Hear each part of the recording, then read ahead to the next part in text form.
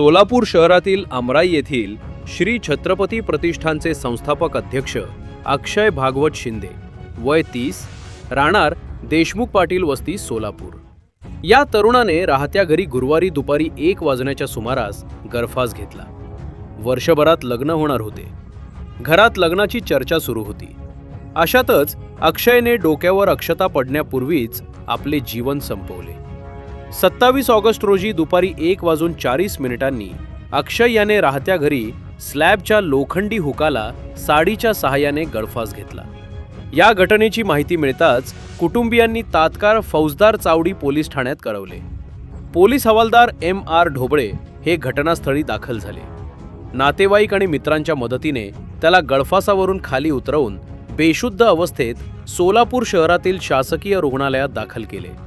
मात्र तो उपचारपूर्वीच मयत झाल्याचे डॉक्टरांनी सांगितले। या घटनेची नोंद सिव्हिल पोलीस चौकीत झाली असून आत्महत्येचे कारण अद्याप समोर आले नाही।